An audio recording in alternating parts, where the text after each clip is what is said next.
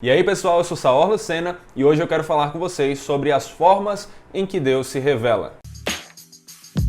E se você gosta de teologia sistemática, gosta de resenha de livros, está gostando dessa série também aqui do canal e não quer perder nenhum vídeo do canal, então se inscreva aí, ative o sininho, também nos ajude dando feedback pra gente, deixando um like, um comentário e compartilhando esse vídeo com outras pessoas. Mas vamos ao assunto. A primeira coisa que eu quero falar nesse vídeo é: o que é Palavra de Deus? Quando falamos de Palavra de Deus, é provável que a primeira coisa que você pense seja a Bíblia. E é claro, você está correto, a Bíblia é sim Palavra de Deus. Porém, não é só isso que é Palavra de Deus. Há outras coisas que são Palavra de Deus. E tenha calma, eu não estou falando aqui de que outros livros são Palavra de Deus. Por exemplo, o livro dos Mormons ou os livros de Allan Kardec, nada disso. O que eu quero falar é que na própria Bíblia nós aprendemos que outras coisas são Palavra de Deus. E nós podemos dividir o que é Palavra de Deus em pelo menos duas categorias. A primeira é o Senhor Jesus Cristo. As Escrituras se referem a Ele dessa forma em algumas passagens das quais nós veremos logo a seguir. E assim nós vemos que o Senhor Jesus é a palavra que criou todas as coisas do Senhor. Quando nós vamos para Gênesis e vemos ali no relato da criação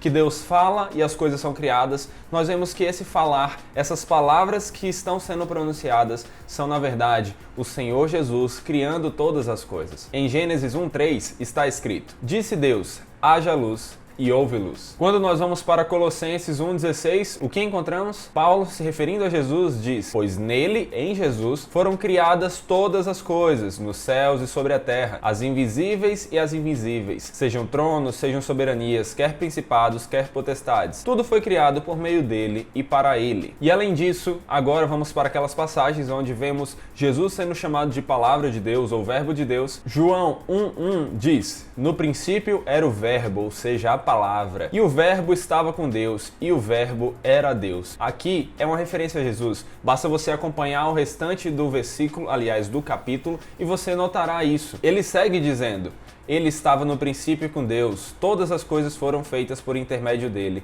e sem ele nada do que foi feito se fez. Então Jesus é a palavra de Deus que criou todas as coisas e que mantém todas as coisas. E uma última referência que nós podemos citar aqui é Apocalipse 19:13, que também, se referindo a Jesus, diz: está vestido com um manto tinto de sangue, e o seu nome se chama Verbo de Deus. Jesus é esse Verbo de Deus. Mas não só isso é Palavra de Deus. A comunicação verbal de Deus também, obviamente, é Palavra de Deus. E o Wayne Grudem divide essa comunicação verbal de Deus em 4 categorias: os decretos de Deus, as palavras de Deus de aplicação pessoal, as palavras de Deus comunicadas por lábios humanos e as palavras de Deus em forma escrita, ou seja, a Bíblia. Quando olhamos para as Escrituras, nós percebemos que as palavras de Deus também se manifestam nos seus decretos. Quando Deus diz, as coisas surgem. O Wayne Grudem define decreto de Deus como uma palavra divina que faz algo acontecer. Assim, em Gênesis 1:3, que nós acabamos de ler, que diz: disse Deus, haja luz e houve luz, é um decreto de Deus, é uma palavra de Deus que fez algo acontecer. Salmo 33:6 também diz: os céus por sua palavra se fizeram,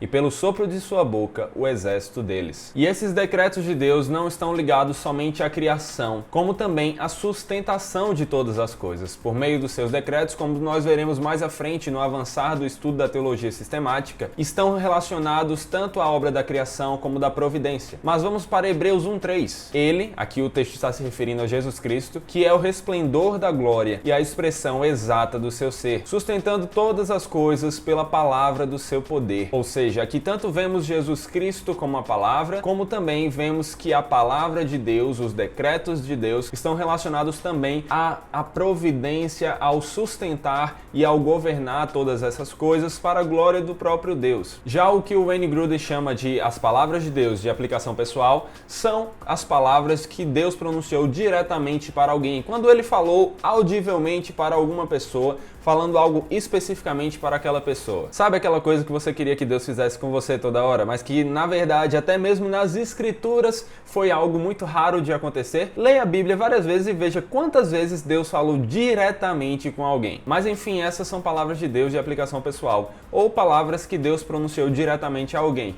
Gênesis 2:16-17 é um exemplo disso. Aqui nós encontramos Deus falando com Adão e dizendo: de toda árvore do jardim comerás livremente, mas mas da árvore do conhecimento do bem e do mal não comerás, porque no dia em que dela comeres, certamente morrerás. Esse é um exemplo de Deus falando diretamente com alguém. Êxodo 20, versículo 1 também mostra Deus falando diretamente. Está escrito assim lá: Então falou Deus todas essas palavras: Eu sou o Senhor, teu Deus, que te tirei da terra do Egito, da casa de servidão. E além de muitas outras passagens que nós poderíamos citar, Mateus 3,17 é outro exemplo de Deus falando diretamente. E diz: E eis que uma voz dos céus que dizia: Este é meu filho amado, em quem me comprazo. Observe que essas palavras de Deus são palavras de Deus, assim como qualquer outra palavra de Deus. Então, desobedecer a elas, aquele indivíduo que recebia essas ordens de Deus, que ouvia Deus falando diretamente com ele, tinha que obedecer a isso. Desobedecer essas palavras era desobedecer ao próprio Deus. Também temos as palavras de Deus comunicadas por lábios humanos, ou seja, aqueles momentos em que Deus entregou suas palavras e capacitou homens a falar da parte dele. Exemplos disso que nós encontramos nas Escrituras, os profetas e os apóstolos. Nesses casos, Deus lhes dava as palavras, e em alguns textos nós encontramos até mesmo uma referência dizendo que Deus colocava as suas palavras, ou seja, as palavras de Deus, na boca desses homens, para que eles trouxessem a sua palavra, a palavra de Deus, para as outras pessoas. Deuteronômio 18, do versículo 18 ao 20, diz: Suscitar-lhe-eis um profeta do meio de seus irmãos, semelhante a ti, em cuja boca porei as minhas palavras. Então, observe que aqui Deus está dizendo que colocaria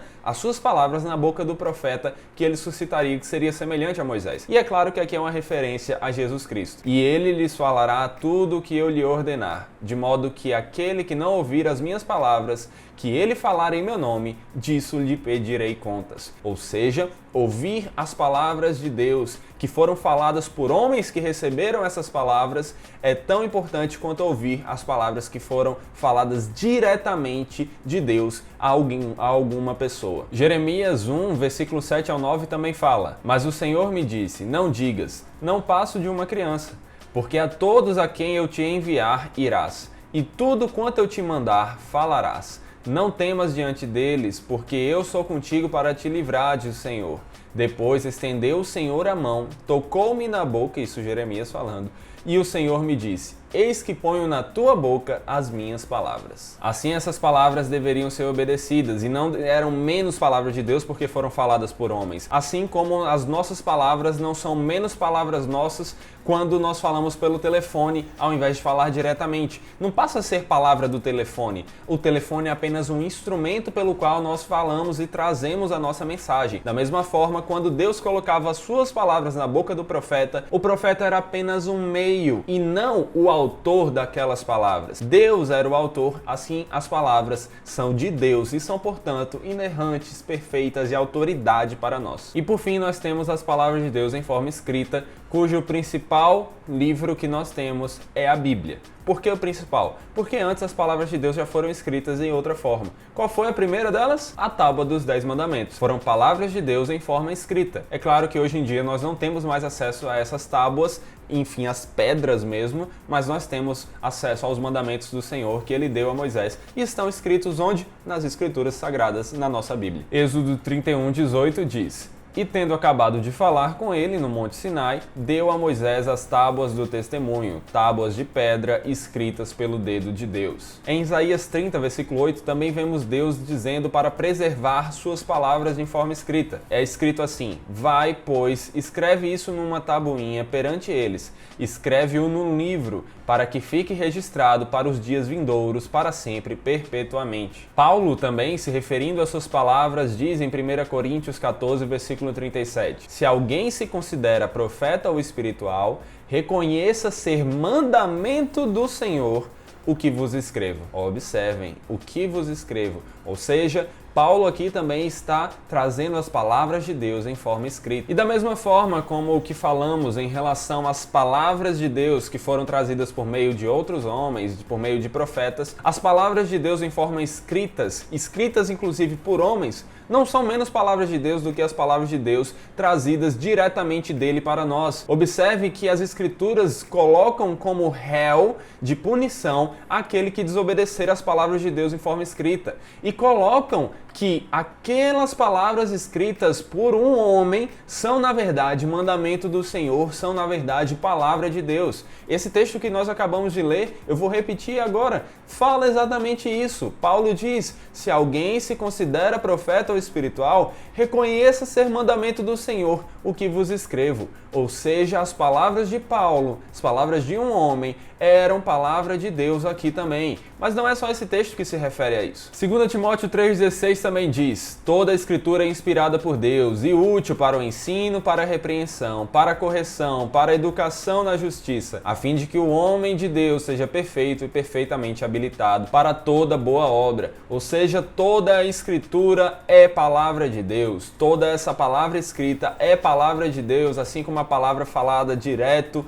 de Deus para nós, e deve ser obedecida. É claro que aqui nós estamos tendo uma referência principalmente ao Antigo Testamento, já que o Novo Testamento, pelo menos o cânon, como nós vamos estudar nas próximas aulas, ainda não havia sido completado, mas também se refere a escritos do Novo Testamento. E por quê? Observe como Pedro se refere aos escritos de Paulo. 2 Pedro 3,14 diz: por essa razão, pois, amados, esperando estas coisas, empenhai-vos por serdes achados por ele em paz, sem mácula e irrepreensíveis, e tende por salvação a longanimidade do Senhor, como igualmente o nosso amado irmão Paulo vos escreveu, segundo a sabedoria que lhe foi dada, ao falar acerca desses assuntos, como de fato costuma fazer em todas as suas epístolas. Então observe que até agora Pedro demonstra ter conhecimento das epístolas de Paulo e demonstra que essas palavras de Paulo tinham certas dificuldades para serem interpretadas, porque ele segue: nas quais há certas coisas difíceis de entender, que os ignorantes e instáveis deturpam, como também deturpam as demais escrituras para a própria destruição deles. Aqui, ao usar esse termo, as demais escrituras, Pedro está dizendo que as palavras de Paulo têm a mesma equivalência que as escrituras, ou seja, o Antigo Testamento. E se você tem dúvida que se Pedro está falando aqui do Antigo Testamento ao usar o termo escritura, basta você pesquisar. Essa palavra aparece no Novo Testamento sempre como uma referência ao Antigo. E as palavras de Deus em forma escrita trouxeram várias vantagens para todos nós. A primeira delas, uma preservação mais precisa do que Deus disse para as próximas gerações. É claro que no início a palavra de Deus era transmitida por meio da tradição oral, ou seja, de homens que aprendiam as palavras de Deus e repassavam por meio do falar, repeti-las, porque as tinham memorizado, para outras pessoas. E como eles não tinham a forma escrita, eles tinham ainda mais facilidade de memorizar. Então não é como você dizer: ah, isso é que nem telefone sem fio. Se eu te falo agora, daqui a pouco você já se atrapalha se for repetindo para outras pessoas. Não, por dois motivos. Telefone sem fio é uma brincadeira, você não leva tão a sério. Não são coisas importantes como a palavra do Criador, não são coisas importantes como a palavra de Deus. E segunda, a sua memória não é tão boa quanto a das pessoas daquela época que não tinham a escrita como maneira de salvar o que aprendiam. Então, a memória deles era muito mais treinada e sabia muito mais coisas. É equivalente à questão de quantos números telefônicos você sabe hoje em dia. São muitos? Garanto que as pessoas de antigamente sabiam mais números telefônicos do que você, porque elas não tinham facilidade para anotá-los e andar com essa agenda por todos os locais. Exceto as mulheres, é claro, que andavam com a bolsa e aí sim, mas os homens nem sempre tinham. Então, era mais comum as pessoas memorizarem os telefones. Porém, apesar de toda essa questão de terem boa memória, é óbvio que, tendo a palavra em forma escrita, ela é preservada de maneira mais precisa. Uma segunda vantagem das palavras de Deus em forma escrita é que nós temos agora a possibilidade de estudá-la repetidamente e assim aprendermos como glorificar a Deus. Nós temos acesso às escrituras a todo momento, é só pegar, ler e aprender mais. E uma terceira vantagem que podemos colocar é uma acessibilidade maior a mais pessoas, ou seja, agora mais pessoas podem ter acesso à palavra de Deus e não apenas alguns poucos que tinham memorizado memorizado a palavra ou que conheciam pessoas que tinham a palavra memorizado. Mas agora qualquer um que possa ter acesso a um livro da Bíblia, a um acesso a comprar uma Bíblia. E qual de todas essas formas de palavra de Deus é a que a teologia sistemática usa como fonte para os seus estudos? É a forma escrita, ou seja, as Escrituras. Por quê? Porque ela é a forma de palavra de Deus que possibilita o estudo mais fiel, profundo e repetido de tudo que Deus disse para nós. Outras palavras de Deus não nos apresentam esse tipo de facilidade. Nós não ouvimos as palavras de Deus em forma de decreto, apenas observamos a sua realização, porque afinal de contas, se algo aconteceu é porque estava nos decretos de Deus. Nada acontece fora do decreto de Deus ou sem ser vontade de Deus. Deus está no controle de tudo, conforme as Escrituras nos mostram. E as palavras de Deus diretamente faladas são raras até mesmo nas Escrituras, e também é muito difícil julgar o que é palavra de Deus falada, se alguém recebeu mesmo essa revelação, porque as Escrituras mesmo nos mostram que no final, nos últimos dias, muitos falsos profetas se levantariam, trazendo falsas profecias em nome de Deus. 1 Timóteo 4 vai falar isso. Ora, o Espírito afirma expressamente que nos últimos tempos alguns apostatarão da fé, por obedecerem a espíritos enganadores e a ensinos de demônios, pela hipocrisia dos que falam mentiras e que têm cauterizada a própria consciência. E por fim, as palavras de Deus, trazidas por lábios humanos, cessaram desde o momento que o cânon, ou seja, as Escrituras de forma completa, os 66 livros da Bíblia, foram terminados, foram juntados, compilados, completados. Nós estudaremos mais sobre isso quando estudarmos canonicidade nas próximas aulas. Então fique ligado para não perder essa aula aí também. Logo, nós temos como nossa fonte de estudo a palavra de Deus, inerrante, perfeita, que nos diz tudo o que precisamos saber acerca de Deus para a nossa salvação e para glorificá-lo aqui nessa vida. E tudo isso que nós falamos até agora, essas palavras de Deus, são revelações, são revelação de Deus. Revelar é tornar claro ou expor algo que estava oculto. E quando nós falamos revelação de Deus, é tornar claro algo que estava oculto da vontade de Deus, dos seus planos, ou mesmo de quem Ele é, de quem nós somos. E na teologia nós distinguimos dois tipos de revelação: revelação geral e revelação especial. As duas são palavra de Deus, são verdade de Deus e são uma maneira de conhecê-lo. Porém, há distinções importantes que precisam ser ditas. Revelação geral de Deus é tudo que Ele nos permite conhecer de verdadeiro a respeito dele, por meio da observação da criação, do raciocinar e também do conhecimento inato que temos desde a criação, conforme Romanos vai falar. Romanos 1,19 diz: porquanto o que de Deus se pode conhecer é manifesto entre eles, ou seja, entre os homens, porque Deus lhes manifestou. Porque os atributos invisíveis de Deus, assim como seu eterno poder, como também a sua própria divindade, claramente se reconhecem desde o princípio do mundo, sendo percebidos por meio das coisas que foram criadas. Tais homens são, por isso, indesculpáveis. Ou seja, a criação nos revela que há um Deus, nos revela o poder desse Deus, nos revela características desse Deus e nos dá algum conhecimento sobre esse Deus.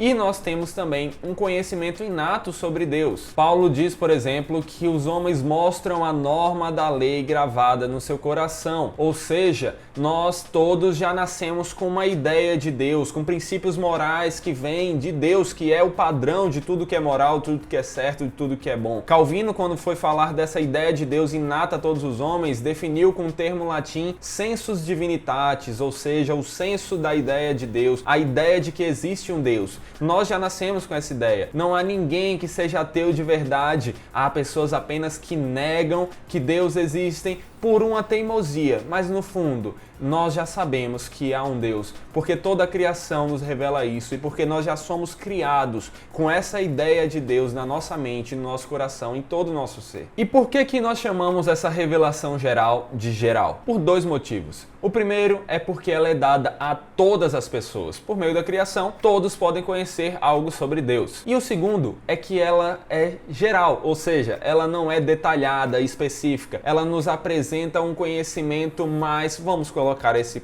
adjetivo com muito cuidado, mais raso sobre Deus, porque nos apresenta algumas características sobre ele, mas não tudo o que precisamos conhecer a respeito dele para a nossa salvação ou mesmo para saber quem ele é e quem nós somos. E a revelação geral também é chamada de revelação natural. Por quê? Porque a sua fonte de estudo é a natureza. É a natureza que é a fonte que nos mostra a revelação geral de Deus ou a revelação natural. Ou seja, esses dois termos são sinônimos. Então, se você ouvir alguém falando de revelação natural ou geral, saiba que estão falando da mesma coisa. Assim, nós podemos inclusive ter conhecimento verdadeiro sobre Deus por meio da revelação geral. Exemplos: ao olharmos para a criação, podemos perceber que existe um Criador, porque a criação teve um início. Basta você estudar e perceberá isso. Então, é necessário um Criador. A criação tem um ajuste muito perfeito, as coisas são organizadas de uma maneira muito detalhada. Por exemplo, se a Terra fosse mais próxima do Sol, nós não conseguiríamos viver porque seria muito quente. Se fosse um pouco mais distante do Sol, seria muito frio e nós também não conseguiríamos ter vida aqui nesse planeta. Dentre outras muitas variáveis que nós temos tão perfeitas que mostram que há um Criador e que mostram também que esse Criador é alguém de tamanho conhecimento, um conhecimento maravilhoso e perfeito e de tamanho poder, porque olha a complexidade de tudo que existe. Então, por meio da observação, já chegamos a várias conclusões a respeito desse Criador. Porém, por causa das consequências do pecado, que depravou todo o nosso ser, incluindo nossa mente, o nosso raciocinar, não conseguimos olhar para a criação e chegarmos a conclusões tão certas como deveríamos, porque hoje nós estamos corruptos, nós estamos corrompidos por causa do pecado e inclinados a adorar a criatura ao invés do Criador. É o que Romanos vai falar também. Romanos 1:25 diz: pois eles